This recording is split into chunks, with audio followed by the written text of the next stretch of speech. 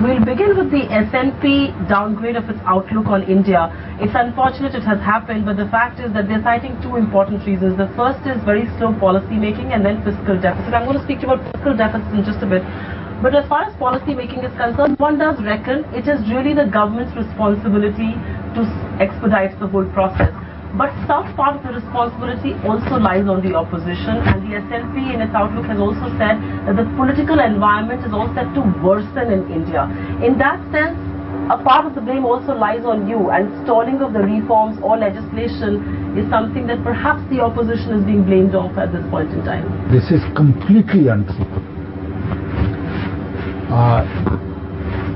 This government, for its own inaction, has been looking for alibis.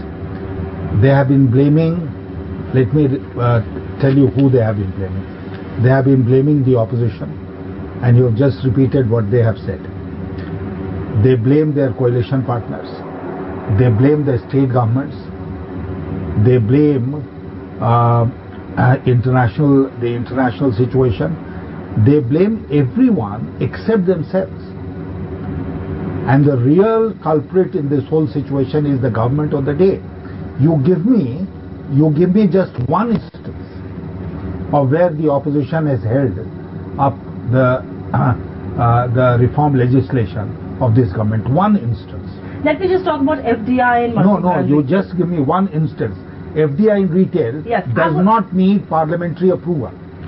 FDI in retail can be done by an executive order of the government. But it was stalled. That decision was stalled because opposition did not agree to it, sir. No, our parliamentary system works on the basis of parliamentary majority. Right? If you are in government because you are in majority in Lok Sabha. Opposition's role has always been to oppose. And therefore, to say that opposition has stalled is not right. If anyone has stalled, it is the allies of the government. And the government does not want to lose their support, and therefore they did not take this step forward. You are right in saying that there is a political majority which is required, and the government of the day should have the wherewithal to go forward. It should have the willpower. Yes, to go forward with a decision which it feels is right. But we also live in an era of coalition politics, and perhaps if a Mamata Banerjee or an important ally like a DMK is not on board, I do not think any government, be it the Congress or the NDA, will perhaps go ahead with a decision and take on the allies. In a situation like this, how differently would you tackle these issues from the way they're being tackled right now? We have tackled it.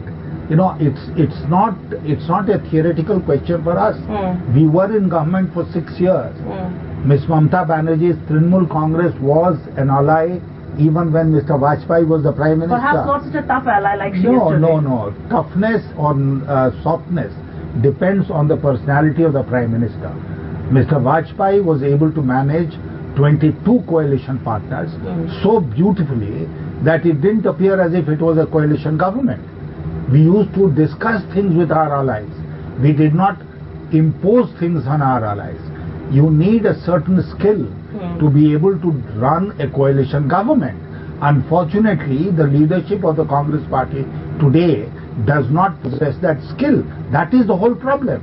The government of the day decided it wants to bring in FDI and multi-brand retail. Its own coalition partners perhaps opposed it as much as you in the opposition did. Do you think in hindsight the government should have gone ahead with it despite the fact that, half the country's representatives were opposed to something like this? No, I can't pronounce a judgment on that.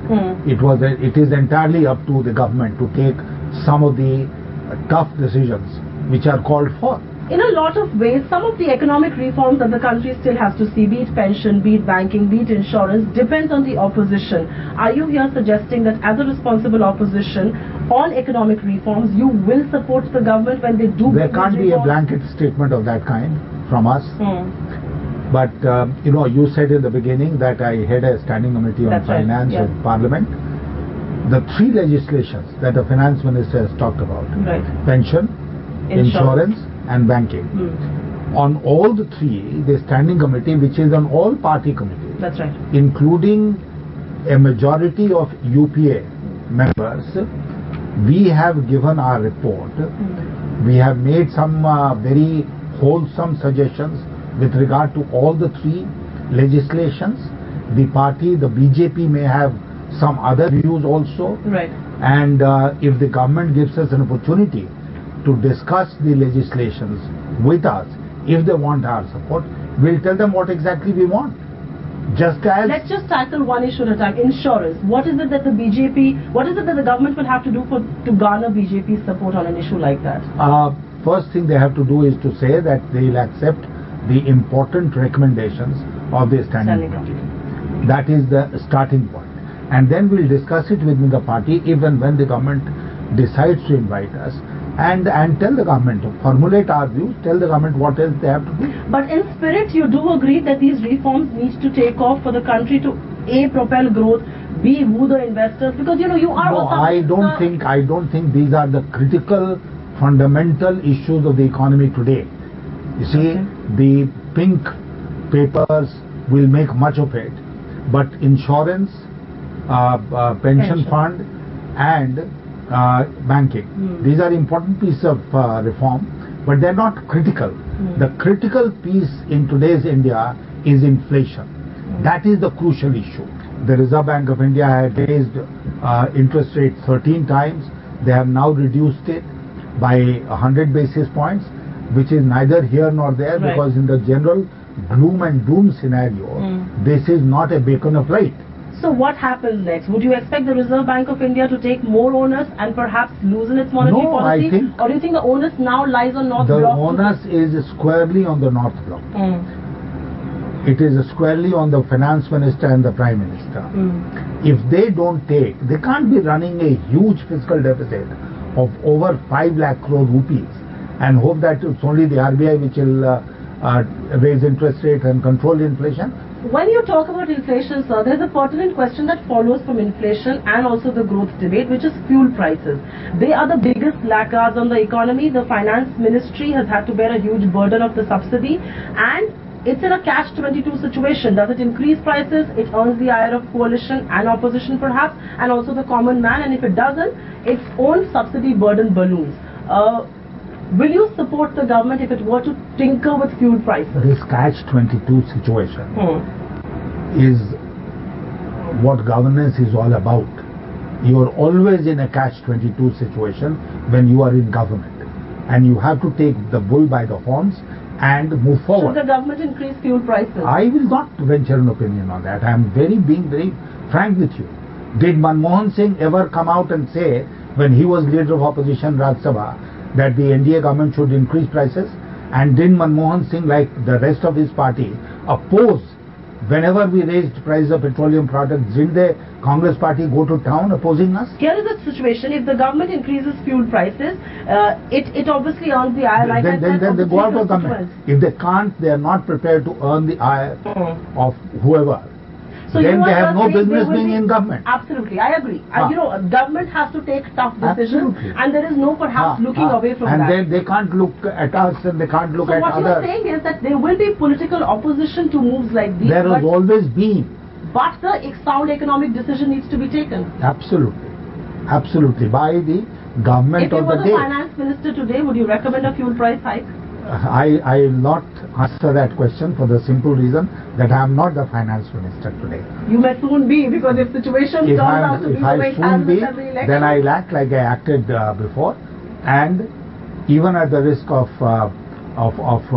what shall I say, political loss, electoral loss. Yes. Go ahead and take those steps which are necessary in national interest. You spoke about reforms, and one such reform that is waiting to be taking off is perhaps GST. It's a very ambitious indirect tax reform. Again, the government had set multiple deadlines and has missed those multiple deadlines. But the question that one want to ask you is, again, this is a decision that's very political in nature, because there is political opposition to this. Some say BJP is stalling it, some say Congress's own CMs are not in cognizance. What is stalling this, and do Nothing is stalling it. It's an absolutely wrong impression that something is Why stalling hasn't the it. GST then taken off? The GST is in the parliamentary legislative process. Okay. Please realize that we have a parliamentary legislative process. The finance minister has moved the GST constitutional amendment. The bill has been referred to the standing committee. It is with my committee. We are going to take it up in right earnest immediately after this session is over. Because we have been burdened with a whole lot of legislative work. Yes. We have just finished deliberating on the Direct Taxes Code, which was a humongous piece of legislation. We dealt with Companies Bill, another humongous piece of legislation. There are many other legislations where the government told us that they have to meet international deadlines. So we had to spend time on that. The committee is meeting practically every week.